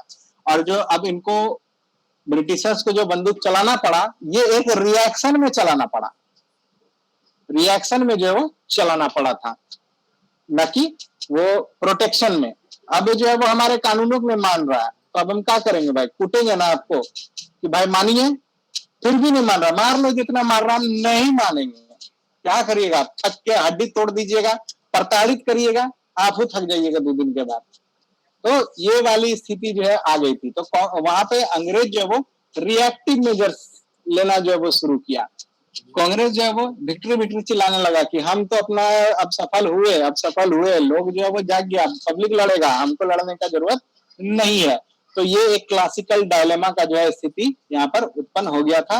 माने चिट भी मेरी पट भी मेरी, dam if you do dam if you don't वाली स्थिति जो है वो आ गया। अगर फोर्स लगाए तो कांग्रेस बोलेगा कि भाई मारता है, बहुत मारता है, अंग्रेज अच्छा नहीं है, ये वो पूरा बदनामी, पूरा वर्ल्ड लेवल पर बदनामी होगा। नहीं मारे तो कांग्रेस बोलेगा मेरा विक्ट्री है, हम जीत गए। तो ये स्थिति जो है वो आ गई। तब गवर्नमेंट जो है वो ब्रिटिश गवर्नमेंट है, इतना आसानी से मानेगा, वो शुरू किया षड्यंत्र, कॉन्स्पिरेसी। बोला ठीक है तुम लोग इतना जो कर लिया, ठीक है माने, बहुत एक्टिविटी कर लिया, बहुत मेरा कानून मान दिया, चलो आओ बात करते हैं। बात क्या करेंगे भाई? आओ तुमका पूर्ण स्वराज क्या बुझते हैं, हम भी समझते हैं, क्या पूर्ण स्वराज हमको समझाओ कि पूर्ण स्वराज मतलब क्या हुआ, हमको नहीं समझ में आता है। ठीक है आओ, मेरे घर पे आओ, मेरे घर पे आओ, मेरा प्रधानमंत्री, यहाँ पे तो हम वाइसराय, हम तो एजेंट हैं, मेरा प्रधानमंत्री जो बोलेगा हमको वहां से वही करते हैं, हम तो रोबोट है, प्रोग्राम्ड आदमी है। वहां से बोलेगा मार तो मार, वहां से बोलेगा बैठ तो बैठ। तो चलो हम प्रधानमंत्री से बात करवाते हैं अपना, क्या है तुम्हारा पूर्ण स्वराज, चलो समझाओ उनको पूर्ण स्वराज क्या है, समझ गए तो देखेंगे क्या जाएगा। तो इस तरह का कॉन्स्पिरेसी वो करते हैं, कॉन्स्पिरेसी करते हैं। बात करने पर जो है वो आते हैं कि चलो राउंड टेबल कॉन्फ्रेंस जो पहले बोले थे ना, तो फिर उसको बोलते हैं कि आप तो पहले मना कर दिए थे राउंड टेबल में हम कुछ नहीं करेंगे, वहां पे जो हम आपको कॉन्स्टिट्यूशन भी नहीं देंगे, पूर्ण स्वराज भी नहीं देंगे। अरे अरे तो गलती हो गया था ना, उस समय तो हम घमंड में थे, हमको नहीं पता था तुम लोग इतना बड़ा आंदोलन कर देगा, इतना हंगामा कर देगा, आओ आओ मिलकर बैठ के बात करते हैं। तो फुसला लिया ब्रिटिश जो है वो, कांग्रेस को फुसला लिया। यही जो है वो समझ लीजिए, कुछ चाल से, कुछ छल से, कुछ चाल से, कुछ स्मार्टनेस से फुसला लिया। बोला जितना तुम्हारा लीडर लोग को अरेस्ट किए हैं सबको छोड़ देंगे, नेहरू अरेस्ट हैं, गांधी अरेस्ट हैं, और भी बड़े बड़े लीडर अरेस्ट हैं, सबको छोड़ देंगे, सब आओ मिलजुल के बात करते हैं। उसके बाद जितना केस है तुम्हारे लीडर्स पर या जितना भी आम पब्लिक पर जो केस है, जो भी जो तोड़ फोड़ किया या कर नहीं दिया, इन लोगों पर जो केस चल रहा है, मुकदमा चल रहा है, इसको भी वापस ले लेंगे। तो इतना तरह का ऑफर देख के इस बार जो है अपन पिघल गया वाला बात जो है वो यहाँ पर आ जाती है कि अब जो है वो देखा कि नहीं, अब जो है वो अगर इससे ज्यादा ऊपर चढ़ के बात करेंगे ना तो अब फिर नहीं हो पाएगा, बात नहीं बन पाएगा। तो गांधी जी बोले कि नहीं चलो अब जो है और दूसरा बात है कि 2 साल तक आंदोलन चल गया, इससे ज्यादा भी अगर खींचते अगर हम लोग आंदोलन तो ये आंदोलन थकने लगता, फैटिग जो है वो होने लगता है इस आंदोलन में। तो ये बात भी उनके दिमाग में कहीं कहीं चल रही थी कि जब तक खिंचा रहा है, लेकिन कितना दिन खिंचाएगा, 2 साल ऑलरेडी खिंचा चुका है, इससे ज्यादा जो है अगर आंदोलन, उग्र आंदोलन या इस तरह का एग्रेसिव आंदोलन जो है वो अगर रहा तो ये जो है वो अंग्रेज के लिए जो है वो दमन करना जो है बहुत आसान रहेगा। इस बात का एहसास गांधी को हमेशा था कि अंग्रेजों का जो है दमन का शक्ति बहुत मजबूत है, और वो मार भी देगा, 150 को मार के जो है वो गायब कर देगा और बोलेगा हम तो जानबे नहीं करते हैं, ये तो भारत का नागरिक था, ये नहीं हमको पता है। तो अंग्रेज जो है वो बड़ी क्रूर दमन करता है, ये बात गांधी को पता था कि हमारे जो है वो लोगों को गायब कर देगा और बोलेगा हम तो जानबे नहीं करते, तो हमारे पॉपुलेशन लिस्ट में आइए नहीं था इतना आदमी। तो इस तरह की बातें भी जो है वो गांधी जी के इल्म में थी कि ब्रिटिश जो है वो धोखा किस किस तरह से जो है वो कर सकता है। तो गांधी के दिमाग में ये भी चल रहा था कि 2 साल का फैटिग है, लोग जो है वो बहुत ज्यादा उग्र हो गया है और कुछ मिल नहीं रहा, लोगों को कुछ इतना करने के बाद मिला क्या, कुछ भी नहीं मिल पा रहा, हासिल कुछ नहीं हो रहा, ना पूर्ण स्वराज मिल रहा है, इतना कसम उसम खाए वो भी नहीं मिल रहा है, कॉन्स्टिट्यूशन बनाने भी नहीं मिल रहा, तो कम से कम एक ऑफर तो है बात करने का, बात करेंगे तब ना बात बनेगा। तो गांधी का तो इस तरह का कैरेक्टर था ही कि वो जो है बात पकड़ने पे विश्वास करते थे, उग्रता को कंटिन्यू नहीं करना चाहते थे, इस आंदोलन को कंटिन्यू नहीं करना चाहते थे। तो वो जो है वो इस ऑफर पे जो है वो बोले कि ठीक है हम लोग बात करते हैं, बात करेंगे तब ना मेरा इतना बड़ा आंदोलन सफल होगा। अब ना हम जाके वहां टेबल पे पूर्ण स्वराज करेंगे और धमकाएंगे कि देखो नहीं माना था बात तो इतना बड़ा आंदोलन हो गया, फिर हम जा रहे हैं, फिर नहीं मानोगे फिर आंदोलन हो जाएगा। तो हम भी अपने तरफ से थोड़ा धमकी देंगे, वो भी अपने तरफ से धमकी देगा, तो ये दोनों धमकी देने के लिए को चाहिए ना भाई, कहाँ पे धमकी देंगे, सड़क पे थोड़ी देंगे, तभी तो व्हाट्सएप भी नहीं था। तो इसलिए जो है बोले कि आओ हम लोग एक राउंड टेबल कॉन्फ्रेंस करते हैं, वहां पे जो टेबल होगा वो राउंड है और सच में राउंड है, चारों तरफ जो है वो आदमी बैठेंगे और गांधी को जो है वो यहाँ पर होता है, गांधी और यहाँ पे वाइसराय इरविन के बीच एक समझौता जो है वो होता है, जिसको हम लोग गांधी इरविन पैक्ट के नाम से जो है वो जानते हैं। गांधी इरविन पैक्ट दिल्ली में होता है, जिसको हम लोग दिल्ली पैक्ट के नाम से भी जो है वो जानते हैं। और समझ लीजिए कि इस पैक्ट में जो है वो जो भी अंग्रेज की तरफ से ऑफर था वो अंग्रेज को जो है गांधी जी मान लेते हैं और जो है वो यहाँ पर डिसाइड होता है कि ठीक है हम लोग जो है वो जाएंगे और वहां पर जो है वो राउंड टेबल में जो है वो भाग लेंगे और वहां पर जो है वो अपनी बातों को जो है वो रखेंगे। तो राउंड टेबल कॉन्फ्रेंस जो है वो वहां पर होता है और जो ये गांधी इरविन पैक्ट होता है तो गांधी जो है वो अपने सिविल डिसोबीडियंस मूवमेंट को जो है वो वापस ले लेते हैं। इसमें ये भी शर्त रहता है, गांधी इरविन पैक्ट में ये भी शर्त रहता है कि ठीक है आप ये सिविल डिसोबीडियंस मूवमेंट को वापस लीजिए और राउंड टेबल कॉन्फ्रेंस में चलिए, बाकी प्रिजनर्स को हम यहाँ से छोड़ देंगे, लोगों पे जो हम अत्याचार कर रहे हैं वो भी नहीं करेंगे, जो केस मुकदमा है वो भी वापस ले लेंगे और बात करिएगा तभी ना संविधान बनेगा। ये बात तो पहले क्लियर कर दिया कि हम जो है वो संविधान नहीं बनाने वाले हैं, संविधान बनाने का आदेश मेरा प्रधानमंत्री देगा, तो आप उससे जाकर बात करिए, अपना बात रखिए वहां पे, आपको पूर्ण स्वराज हम नहीं देंगे, पूर्ण स्वराज जो है मेरे पार्लियामेंट देगी और पार्लियामेंट का हेड मेरा प्रधानमंत्री है, तो आप जाइए वहां बात करिए, हम आपको चैनल बता देते हैं, हम आपको उनके सामने टेबल पर ले आते हैं। तो गांधी का ये एक अचीवमेंट था कि गांधी ने कांग्रेस को या यूं कहे कि मास या भारत के लोगों को ब्रिटेन के प्रधानमंत्री के समकक्ष लाके खड़ा कर दिया, ब्रिटेन के पीएम के साथ अगल बगल कुर्सी में बैठ रहा है भारतीय लोग, कम बड़ा अचीवमेंट था, आज तक नहीं कर पाया। 1885 में कांग्रेस बना था, तो कांग्रेस को जो है वो ब्रिटिश गवर्नमेंट या ब्रिटिश ऑफिशियल के पैरेलल लाकर खड़ा करने का काम भी जो है वो गांधी जी किए थे। इसके पहले कोई नहीं कर सके, बड़े बड़े लीडर जो है वो आए और जो है वो बात किए, अपनी बात रखे और कुछ कर नहीं पाए, लेकिन जो कांग्रेस वहां पे गई, सिर्फ कांग्रेस ही नहीं, कांग्रेस के अलावा कई दलों के प्रतिनिधि गए, मुस्लिम लीग के प्रतिनिधि गए, इंडिपेंडेंट प्रतिनिधि गए, बी आर अम्बेडकर गए, बहुत सारे लोग गए जो भी राउंड टेबल में कॉन्फ्रेंस पे जो है वो भाग लिए। ये राउंड टेबल कॉन्फ्रेंस पे जो है वो लोगों को ला करके खड़ा करने का काम, पीपल्स की आवाज को जो है वो ब्रिटिश प्रधानमंत्री की आंख में आंख डालकर बात करने का काम जो है वो गांधी जी के द्वारा जो है वो किया गया था। तो ये सब जो है वो चीजें हैं, जो भी आप राष्ट्रवादी इतिहासकारों को लिखेंगे, देखेंगे, पढ़ेंगे तो ये सब चीजें मिलेंगी। तो यही सब चीजें यहाँ पर चलती हैं। तो गांधी इरविन पैक्ट जो है वो होता है, उसके बाद राउंड टेबल कॉन्फ्रेंस होता है और वहां पर जो है वो बातें होती है, वहां कुछ मिलता नहीं है, झुंझुना पकड़ा के जो है वो बेच देता है। गांधी जी वहां से ठगा सा महसूस करते हैं कि हमको वहां बुला के ठग लिया, और उसके बाद बुला के हमको जो है अर्धनंग फकीर उकीर भी बोल दिया, क्या क्या बोल दिया। गांधी जी फिर ईगो पे ले लेते हैं, बोलते हैं अब नहीं, अब फिर से हम सिविल डिसोबीडियंस मूवमेंट चलाएंगे, और इसका सेकंड फेज जो है वो शुरू हो जाता है।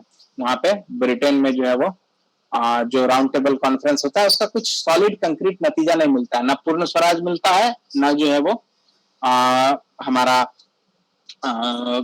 कॉन्स्टिट्यूशन या कॉन्स्टिट्यूएंट असेंबली बनाने की बात पर जो है वो सहमति बनती है, कुछ नहीं होता है। बस खाली खाइए, चाय पकौड़ी करिए, गपशप करिए और चले आइए वाला हिसाब होता है। एक नहीं 3 बार राउंड टेबल कॉन्फ्रेंस हो जाता है। इसी बीच जो इधर नॉन कॉर्पोरेशन मूवमेंट चल रहा होता है, इधर फर्स्ट हो जाता है, सेकंड में गांधी इरविन पैक्ट के बाद गांधी जाते हैं, और फिर थर्ड वाला भी जो है वो बाद में होता है। तो यहाँ पर जो है वो कुछ विशेष जो है वो यहाँ पर मिलता नहीं है। और जो सेकेंड राउंड टेबल कॉन्फ्रेंस है वहां पर जो बहुत सारे मेंबर जाते हैं, प्रिंसली स्टेट्स के भी मेंबर जाते हैं। इंडियन नेशनल कांग्रेस की तरफ से जो है वो गांधी को सोल या एकमात्र जो है वो रिप्रेजेंटेटिव के रूप में जो है वो दिया जाता है। इसके साथ साथ रामास्वामी अयंगर और मदन मोहन मालवीय को भी जो है वो लेकर के जाते हैं। इसके अलावा जो है वो बड़ौदा के महाराज, भोपाल के नवाब लियाकत अली खान, उसके बाद मोहम्मद अली जिन्ना, ये सब जो है वो इम्पोर्टेंट लीडर्स हैं। ये लोग भी जो है वो वहां पर भाग लेते हैं। यानी कि भारत के बहुत सारे प्रतिनिधित्व, अलग अलग ग्रुप के जो प्रतिनिधि हैं वो इस राउंड टेबल कॉन्फ्रेंस में जो है वो भाग लेते हैं। महिलाओं में भी जो है वो सरोजिनी नायडू जाती हैं, जहां आरा शाहनवाज भी जो है वो जाती हैं, राधाबाई सुब्बारायन भी जो है वो महिलाओं में जो है वो जाती हैं। तो इस तरह से जो है वो हर ग्रुप को जो है वो रिप्रेजेंटेशन देने का जो है वो काम किया जाता है। और national INC, Indian national Congress भी जो है वो आता है, प्रिंसली स्टेट आता है, हिंदू ग्रुप्स भी जो है वो आते हैं, जिसमें कि खास करके जो है वो एम आर जयकर जो है वो हिंदू ग्रुप से जो है वो सबसे इम्पोर्टेंटली जो है वो जाते हैं। जस्टिस पार्टी है उसके तरफ से भी जो है वो रामास्वामी मुदलियार, जिसको आर मुदलियार के नाम से जानते हैं, वो जाते हैं। उसी तरह जो है वो बी आर अम्बेडकर जो है वो डिप्रेस्ड क्लास की तरफ से जो है वो जाते हैं। उसके बाद जो है वो सिख की तरफ से भी कुछ लोग रहते हैं, क्रिश्चियंस की तरफ से भी जो है वो पनीर सेल्वम रहते हैं, एटी पनीर सेल्वम रहते हैं, सुरेंद्र कुमार दत्ता रहते हैं। इंडस्ट्रियल की तरफ से जो है वो घनश्याम दास बिरला रहते हैं, पुरुषोत्तम दास टंडन रहते हैं। तो ये सब जो है वो रहते हैं। लेबर पार्टी की तरफ से एन एम जोशी रहते हैं, वीवी गिरी रहते हैं, जो बाद में भारत के प्रेसिडेंट भी बनते हैं। तो ये भी जो है वो शामिल होते हैं। वुमेन की हम लोगों ने बात की। उसके बाद सिर्फ यही नहीं, Sindh, Assam, central province, north west province, सब जगह से जो है वो लोगों को इनवाइट जो है वो इस जो राउंड टेबल कॉन्फ्रेंस है इसमें जो है वो किया जाता है।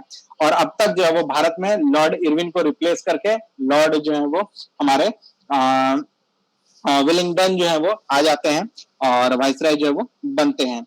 और बस वहीं से जो है कुछ विशेष मिलता तो है नहीं, वहां से जो वापस आते हैं और उसके बाद जो है वो वहां पर सिविल डिसोबीडियंस जो है वो रिज्यूम जो है वो होता है। और फिर उसमें जो है वो बहुत ज्यादा कुछ रिज्यूम में होता नहीं है, 1-2-3 साल और वो चलता है। ब्रिटिश जो है यहाँ पे सिविल मार्शल लॉ लगा देती है, जहां जहां पे उनको लगता है कि हो सकता है कुछ, वहां पर जो है वो सिविल मार्शल लॉ जो है वो लगा देती है और इन चीजों को जो वो दमन करने में जो सफल हो जाती है। सेकेंड बार जब वहां से लौटते हैं तो वही शराब की दुकानों को आग लगाना, कपड़ा जलाना, फॉरेस्ट लॉ को तोड़ना, खादी पहनना, सत्याग्रह करना, तो यही सब जो है वो चलता है। लेकिन बहुत ज्यादा जो है वो इसमें एक्टिविटी जो है वो देखने को नहीं मिलता है। और फिर उसके बाद गांधी और अंबेडकर के बीच जो है वो विवाद जो है वो गहराता जाता है और बाद में जो है वो हम लोग देखेंगे कि पूना पैक्ट जो है वो निकलकर सामने आता है। गांधी वर्सेस अंबेडकर की जो बात है वो यहाँ पर निकलने लगती है। राउंड टेबल कॉन्फ्रेंस के बाद से ही जो वो ये अपने क्लास के लिए बात करते हैं, गांधी जो है वो अपने स्वराज की बात करते हैं, यानी गांधी जो है वो अपने मेथड्स की बात करते हैं, बी आर अम्बेडकर अपने समाज को जो है वो आगे लाने की बात करते हैं। तो दोनों के बीच का जो है वो डिफरेंसेस जो है वो यहाँ पर निकलने को मिलता है। तो यही जो है वो हमारा कुल मिलाकर सिविल डिसोबीडियंस मूवमेंट और इससे संबंधित चीजें जो है वो हम लोगों ने देखी।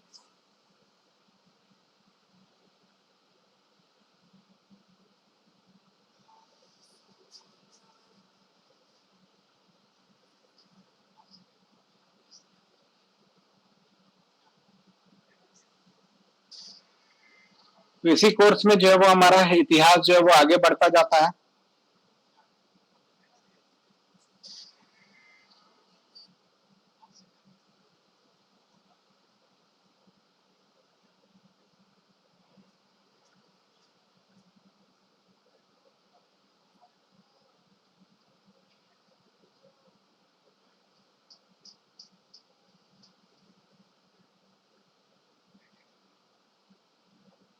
तीनों राउंड टेबल कॉन्फ्रेंस की टाइमिंग क्या है? थोड़ी सी कंफ्यूजन है थोड़ा। राउंड टेबल कॉन्फ्रेंस का टाइमिंग को लिख सकते हैं। हाँ, अच्छा, ये जो Gandhi Irwin pact for Delhi में उसके बाद जो राउंड टेबल कॉन्फ्रेंस हुआ वो सेकंड हुआ। हाँ वो सेकंड हुआ, उसके पहले पहला भी हुआ। वो पहला वाला जो है वो नवंबर 1930 से जनवरी 1931, उसको हम लोग जो है वो अलग से एक हल्का सा सेक्शन में जो है वो राउंड टेबल कॉन्फ्रेंस को जो है वो देख लेंगे मॉडर्न हिस्ट्री में। फर्स्ट वाला जो राउंड टेबल कॉन्फ्रेंस हुआ, ये हुआ आपका नवंबर 1930 से लेकर के 1930 से जो है वो लेकर के जनवरी 1931 तक हुआ।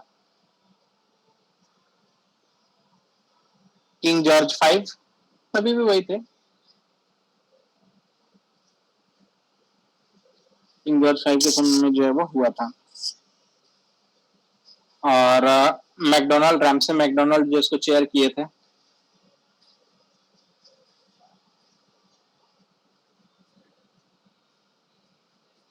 जो सेकेंड राउंड टेबल कॉन्फ्रेंस होता है, ये 7 सितंबर 1931 से लेकर के दिसंबर 1 दिसंबर 1931 तक होता है।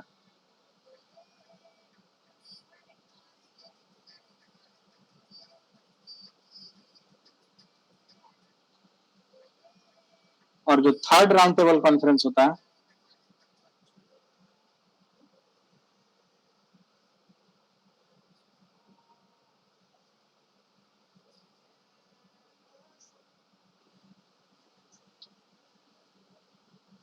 ये नवंबर 17 1932 से लेकर दिसंबर 24 1932 तक चलता है। ये 3 राउंड टेबल कॉन्फ्रेंस है। और इसमें जो थर्ड वाले में जो है वो गांधी या आईएनसी के प्रतिनिधि जो है वो नहीं जाते हैं।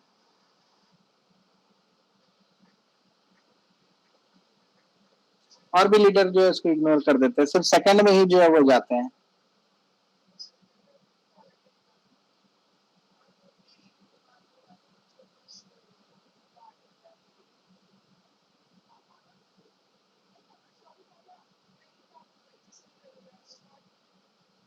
सर, जो दूसरा चरण शुरू हुआ, हाँ, क्या वो इतना ही प्रभावित था फर्स्ट वाले? नहीं, जो सेकंड चरण जो आंदोलन का हुआ वो बिल्कुल भी प्रभावी नहीं होता है। बाद में गांधी जो है वो इस पर बोलते भी हैं कि जो मेरा सेकंड फेज था वो जो है वो एक तरह से मेरा फेलियर भी जो है वो रहा है। और बाद में जो है वो इतने क्षुब्ध होते हैं कि कांग्रेस से जो है वो इस्तीफा भी दे देते हैं।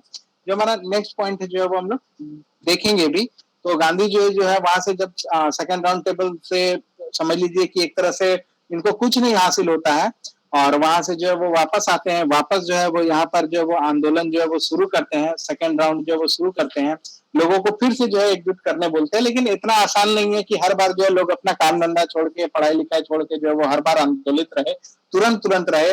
और एक बार जो है वो धोखा मिल चुका, लीडरशिप पर सवाल उठ चुका, तो फिर लोगों को भरोसा करना जो है वो इतना आसान जो है वो नहीं होता है। और यही स्थिति जो है वो सेकंड वाले एक्शन में जो है वो होती है। और इसका जो है वो बहुत फायदा जो है वो फिर ब्रिटेन जो है वो डिवाइड एंड रूल में जो है वो ले आता है। हिंदू मुस्लिम का भी जो है वो बाइफरकेशन करने का काम करता है, प्लस अपर क्लास और लोअर क्लास यानी कि गांधी और अंबेडकर के बीच में भी जो है स्थितियां आ जाती हैं। और उसके बाद हिंदू मुस्लिम में भी हम लोग देखेंगे कि कम्युनल अवार्ड जो है वो दे दिया जाता है। तो ये आगे हम लोग का जो है वो टॉपिक है जिसको हम लोग आगे जो है वो देखेंगे, और इन सब चीजों से जो है वो गांधी बहुत क्षुब्ध होते हैं। बाद में आगे चल करके जो है गांधी कांग्रेस से इस्तीफा भी दे देते हैं, हालांकि और भी कारण जो है वो रहता है। फिर ये डायलॉग भी चिपका देते हैं कि मैं देश के बालू से ही जो है कांग्रेस से बड़ा संगठन जो है वो खड़ा कर सकता हूँ। तो इन सारे बैकग्राउंड को जो है वो हम लोग देखेंगे, आगे देखेंगे। आज अगर देखेंगे तो थोड़ा ओवरलोड जैसा जो है वो स्थिति हो जाएगा। Okay sir second round table conference तो सर सिविल डिसोबीडियंस के इम्पैक्ट उसके मतलब समझौता के लिए एग्रीमेंट के लिए लाया गया। फर्स्ट वाला से क्यों लाया गया था? फर्स्ट वाला जो है वो लाने का कुछ ऐसा ये था कि जो ब्रिटिश लोग हैं वो लोग जो है वो अपना दिखाना भी तो चाहते थे कि हम लोग जो है वो राउंड टेबल कॉन्फ्रेंस करेंगे, ताकि जो साइमन कमीशन का जो रिकमेंडेशन है उसको जो है वो नाकाफी मान रहे हम लोग। मतलब ब्रिटिश जो है वो अपने तरफ से वो एक डैमेज कंट्रोल की तरह जो है वो स्थितियां को जो है वो करना चाहते थे कि हम लोग देखिए साइमन कमीशन से आप लोग रेडी नहीं है, ठीक है कोई बात नहीं, फिर भी आइए मिलजुल करके जो है वो बात करते हैं। और यही सब बातों पर जो है वो किंग जो है वो आते हैं और भारतीयों को थोड़ा सा इज्जत देने का जो है वो प्रयास करते हैं कि ठीक है भाई बहुत उग्र हो रहा है, थोड़ा इस लोग को भी बुला के जो है वो इज्जत दे दो, इन लोग को भी थोड़ा चाय नाश्ता कराओ, पार्टी उटी दो। तो इसी मकसद से जो है रहता है, कुछ विशेष बहुत ऐसा मकसद नहीं रहता है राउंड टेबल कॉन्फ्रेंस का। फर्स्ट राउंड टेबल कॉन्फ्रेंस में बस साइमन कमीशन से जो असंतुष्टि थी उस असंतुष्टि पर फिर से जो है वो चर्चा करना चाहते हैं कि ठीक है क्या बात है, काहे का असंतुष्टि है, और एक तरह से डिवाइड एंड रूल भी करना चाहते थे क्योंकि भारत जो है उस समय बहुत विविधता से बटा हुआ था। सिर्फ जो है वहां पे हिंदू मुस्लिम अपर लोअर नहीं था, यहाँ पे जो जनता थी ये जनता भी जो है वो प्रिंसली स्टेट और जो हमारा अदर स्टेट था या अदर इंडिया था इनके बीच में जो है बटी हुई थी। और जो इंडियन मास था जो प्रिंसली स्टेट में था वो अपने प्रिंस को ही पहचानता था, वो और किसी को नहीं जानता था। उसके पास देश क्या होता है, अखंड भारत क्या होता है, ऐसा कोई कॉन्सेप्ट ही नहीं था। वो जो है अपने राजा को पहचानता था, राजकुमार को पहचानता था और उसके प्रति जो है वो श्रद्धा रखता था। उसको ये वेस्टर्न एजुकेशन था ही नहीं कि भाई नेशनलिज्म क्या होता है, लिबरेशन क्या होता है, फ्रीडम क्या होता है, इस सब का कोई जानकारी नहीं था। राजा साहब है, बस राजा साहब के लिए हम काम करते हैं, उनका खेत है, उनमें हम मजदूर हैं, जी रहे हैं, कमा रहे हैं, खा रहे हैं, बस इतना ही जो है वो जानता था।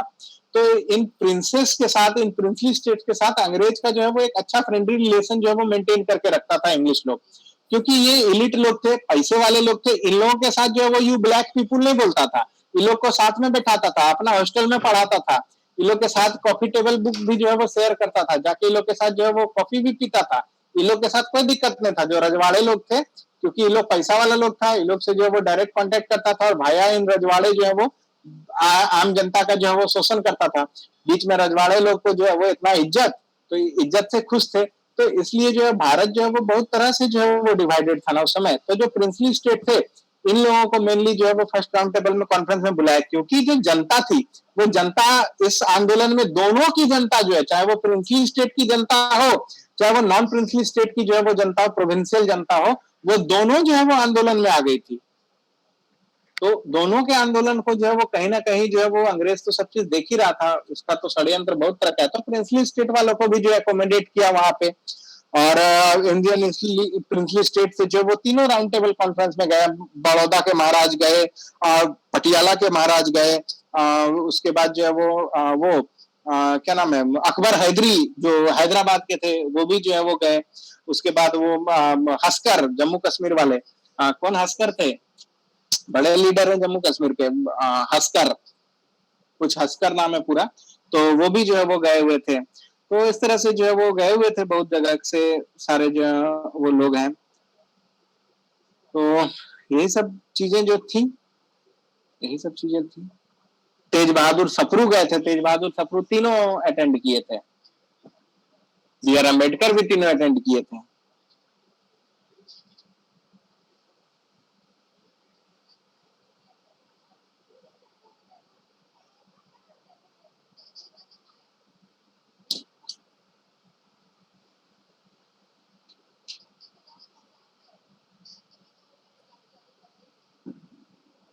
और बताइए, किसी तरह का कोई कंफ्यूजन, कोई सवाल है?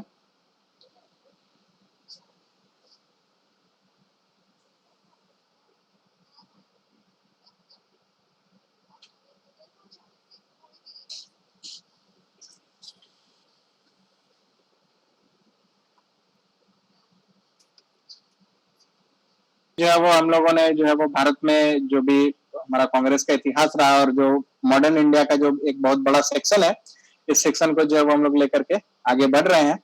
और जब ये पूरा तीनों कॉन्सेप्ट क्लियर होगा, साथ साथ में जो अभी फैक्ट्स आ रहे हैं उन फैक्ट्स को भी जो है वो लेते चलिए, और आगे चल के जो है वो और सारे फैक्ट्स आएंगे, तो उन सारे फैक्ट्स को भी जो है वो कलेक्ट जो है वो हम करके जो है वो आप लोग को देंगे, शेयर करके देंगे। तो जो पूरा गांधीयन एरा है 1948 तक, 1916 से लेकर के 1948 तक, इस बीच का कंप्लीट कॉन्सेप्ट जो है जब आपको क्लियर रहेगा तो सवाल जो है वो आप आसानी से सॉल्व कर पाएंगे। और अब जो है वो बहुत ज्यादा आपको रटने की जो है वो स्थितियां जो है वो नहीं रहेंगी, बहुत आसान जो है वो आपके लिए ये सेक्शन हो जाएगा। आप समझ पाएंगे कि कहाँ से और किस जगह से क्वेश्चन है, और आप आसानी से जो है उसका आंसर कर पाएंगे और पूरे कॉन्फिडेंस के साथ जो है वो कर पाएंगे। कंफ्यूजन जो है वो कम से कम होगा। तो इसलिए जो है वो हिस्ट्री में थोड़ा कॉन्सेप्ट बिल्डिंग का काम जो है वो जरूरी होता है। बाकी फैक्ट्स कलेक्ट करके देना तो बहुत आसान है। आपका जो लूसेंट वाली बुक है मॉडर्न इंडिया उठाइए तो कंप्लीट फैक्ट्स को जो है वो कलेक्ट करके दे दिए हैं, कुछ भी नहीं छूटता है जो भी फैक्ट्स है। लेकिन अब बात है कि आप उतने उतने फैक्ट्स को जो है कैसे रिलेट कर पाएंगे।